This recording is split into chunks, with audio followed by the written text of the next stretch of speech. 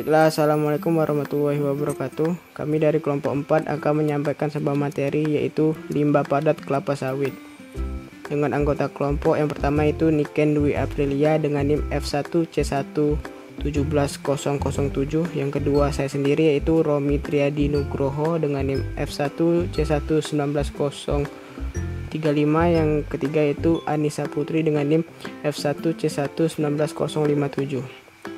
Baiklah, yang pertama itu saya akan menyampaikan tentang limbah padat kelapa sawit. Limbah padat kelapa sawit ini biasanya terdiri dari, yaitu pertama tandan buah kosong dengan persentase 23%, yang kedua itu serat dengan persentase 13,5%, yang ketiga itu cangkang buah dengan persentase 5,5%, dan abu bakar atau abu boiler ini sekitar 0,5%. Selanjutnya, pengolahan limbah padat kelapa sawit. Untuk menghasilkan CPO, PKS juga menghasilkan limbah. Limbah yang keluar dari PKS berbentuk padatan, gas, dan juga cair. Limbah yang keluar dari PKS sebenarnya belum bisa dikatakan 100% sebagai limbah. Lebih tepat dikatakan produk samping atau side product.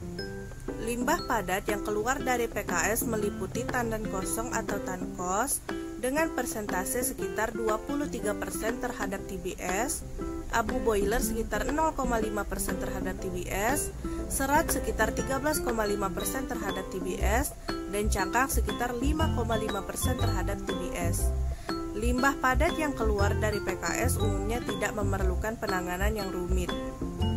Padat kelapa sawit berupa tandan kosong kelapa sawit atau TKKS dapat dimanfaatkan sebagai pupuk, bahan bakar pembangkit listrik tenaga biomasa atau PLT biomasa, dan sebagai bahan baku pembuatan bioetanol dengan berbagai proses.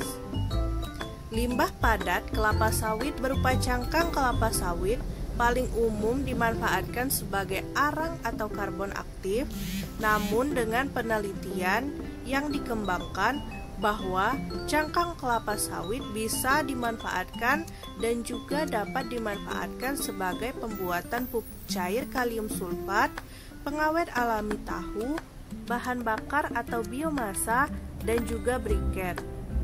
Limbah padat kelapa sawit berupa sabut atau fiber. Buah kelapa sawit dapat dimanfaatkan sebagai bahan penguat sifat mekanik komposit fiberglass, bahan pengolah limbah cair, pembuatan pulp, media tanaman alternatif, dan bahan bakar pembangkit listrik. Limbah padat kelapa sawit belum maksimal untuk dimanfaatkan. Oleh karena itu, masih banyak yang perlu dikembangkan dan dilakukan untuk pemanfaatan limbah padat kelapa sawit dengan dilakukan penelitian. Selanjutnya saya akan menjelaskan tentang pemanfaatan limbah padat kelapa sawit. Tandan kelapa sawit merupakan limbah padat terbesar yang dihasilkan oleh perkebunan kelapa sawit. Dalam pengolahan 1 ton kelapa sawit dapat menghasilkan 22-23% tandan kosong kelapa sawit atau sebanyak 220-230 kg tandan kosong kelapa sawit. Pada pengolahan 100 ton kelapa sawit dapat menghasilkan 22-23 ton tandan kosong kelapa sawit. Tandan kosong kelapa sawit merupakan limbah berlignoselulosa yang belum termanfaatkan secara optimal. Pemanfaatan tandan kosong sebagai bahan bakar boiler, kompas, dan juga sebagai pengeras jalan di perkebunan kelapa sawit. Cangkang kelapa sawit paling umum dimanfaatkan sebagai arang atau karbon aktif. Namun dengan penelitian yang dikembangkan bahwa cangkang kelapa sawit bisa dimanfaatkan sebagai pupuk cair kalium fosfat, pengawet alami tahu, bahan bakar atau biomasa, dan briket. Pemanfaatan tandan kosong kelapa sawit sebagai pupuk yaitu bisa sebagai pupuk kompos, di mana dengan menggunakan pengaplikasian aktivator EM4. Pada tandan kosong kelapa sawit dicampurkan dengan dedak, air sumur, pupuk kandang, air kelapa, dan juga aktivator EM4. Selain itu, pembuatan kompos dengan menggunakan tandan kosong buah kelapa sawit dapat juga digunakan dengan media jamur merang.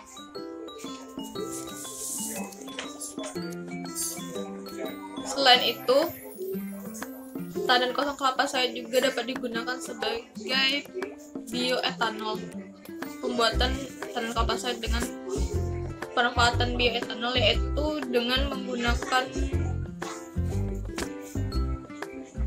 proses hidrolisis dan fermentasi menggunakan bakteri Ximomonas mobilis. Dengan penelitian yang dilakukan, yaitu proses hidrolisis yang dilanjutkan dengan proses fermentasi. Dengan variabel yang dilakukan adalah volume HCl 10, 20, dan 30% berat. Dengan waktu fermentasi yaitu 2, 3, 4, 5, 6, 7, 8 hari. Selain itu, pemanfaatan cangkang kelapa sawit sebagai arang dan karbon aktif, yaitu dengan diaktifasi dengan cara perendaman dalam bahan kimia atau dalam cara mengalirkan uap panas ke dalam bahan, sehingga pori-pori bahan menjadi lebih terbuka. Senyawa kimia yang dapat digunakan sebagai bahan pengaktif antara lain H2O, KCl, NaCl, ZnCl, CaCl, MgCl, H2PO4, Na2CO3, dan juga garam mineral lainnya. Cangkang kelapa sawit sebagai karbon aktif dengan menggunakan aktivator H2O melalui uji proksimat berupa kadar air dan kadar abu dengan daya serap karbon aktif terhadap bilangan iodin dan rendaman.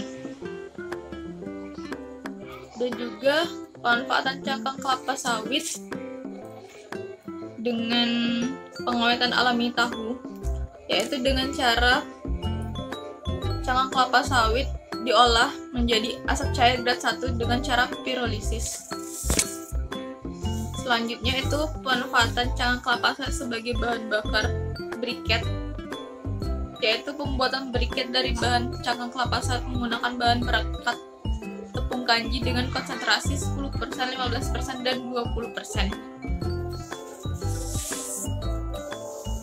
Selain dari pemanfaatan limbah kelapa sawit menggunakan tandan kosong kelapa sawit dan cangkang kelapa sawit, limbah pada kelapa sawit juga dapat didapatkan dari serabut kelapa sawit. Dengan pemanfaatan serabut kelapa sawit dibuat sebagai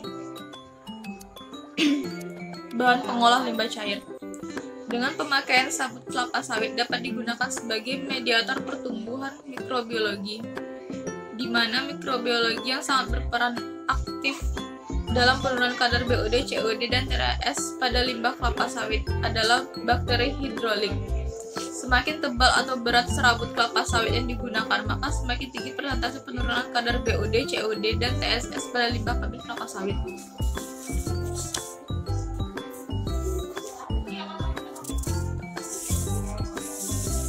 Selanjutnya, pemanfaatan sabut kelapa sawit juga dapat dibuat sebagai pembuatan pulp dan juga sebagai bahan bakar pembangkit listrik, serta sebagai media tanaman alternatif.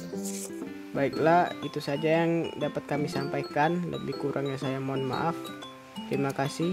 Saya akhiri. Wassalamualaikum warahmatullahi wabarakatuh.